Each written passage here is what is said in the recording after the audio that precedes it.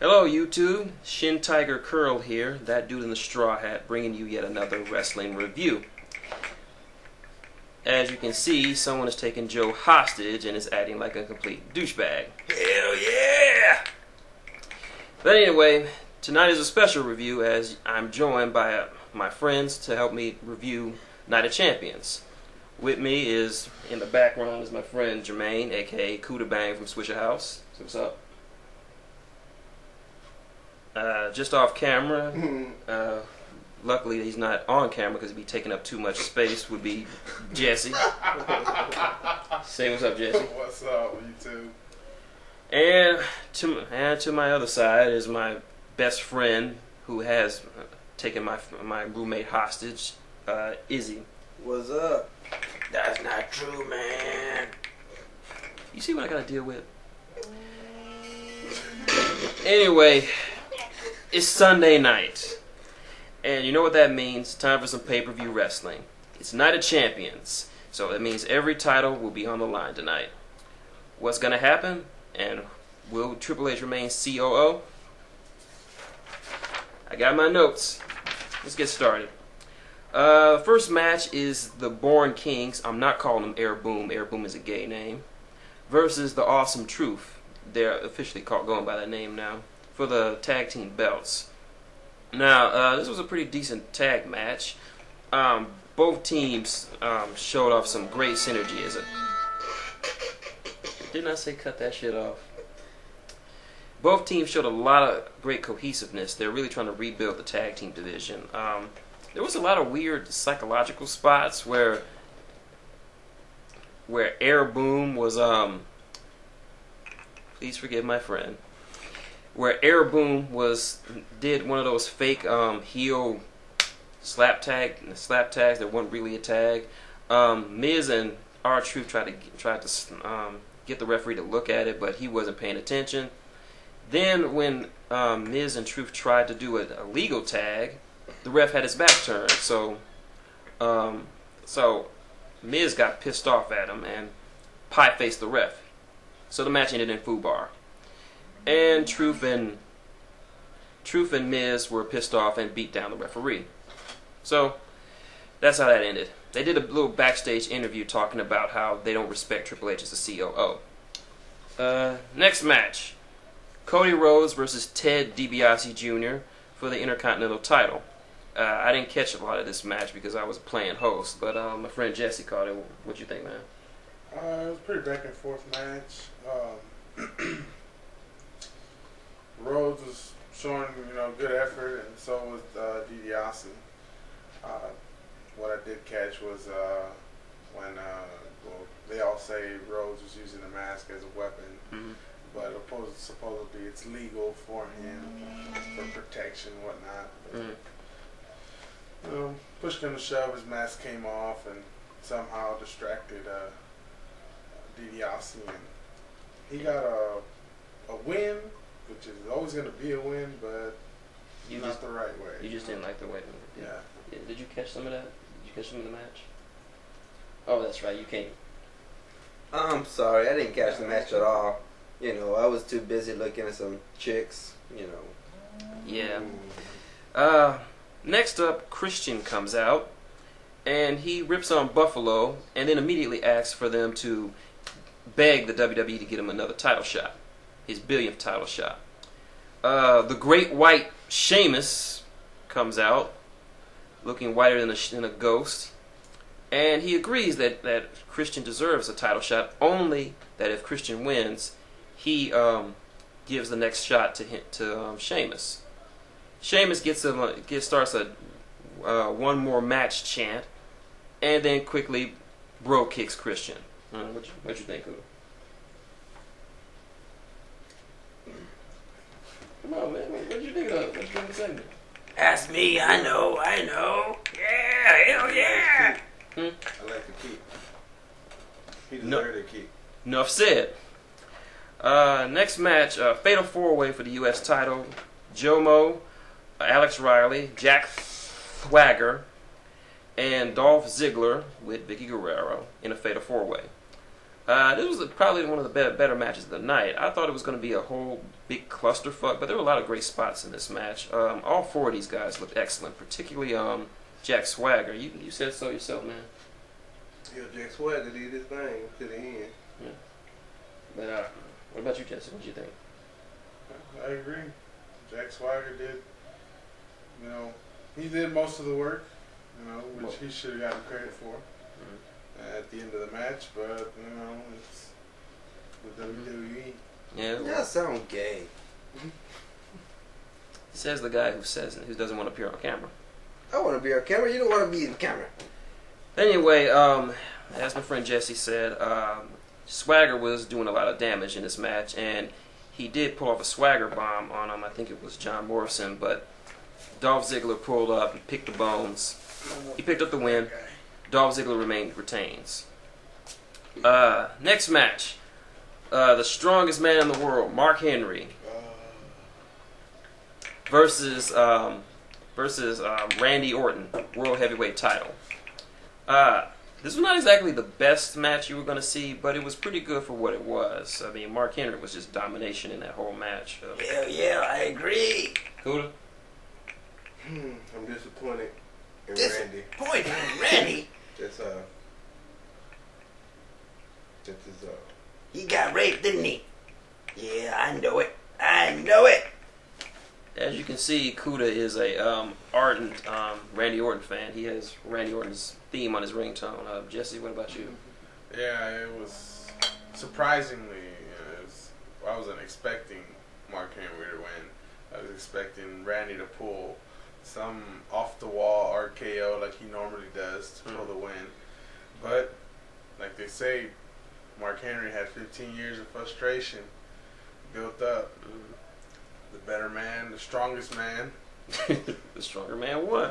Stronger man. Yeah, won, exactly. you were not hearing things. That's right. Mark Henry, the dude who banged Mae Young and who gave birth to a hand. I remember that shit.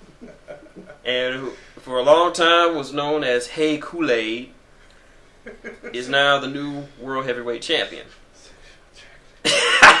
Sexual chocolate. But yeah, I'm glad for Mark Henry. I don't expect him to carry this belt much longer. At the most, some Survivor Series. Next match, Beth Phoenix, who they're in the hometown of, Buffalo, New York, against Kelly. I can't run the ropes for shit. Kelly, Divas title. Actually, I thought this was a pretty okay Divas match considering what we've seen, and Kelly actually put off more offense than I was giving her credit for. Guys. Anyone get naked? Kelly showed her ass. I wish I could have seen that. Shit. Kelly. I didn't know she was athletic like that. Jesse? I miss Okay. Trish. You miss everything.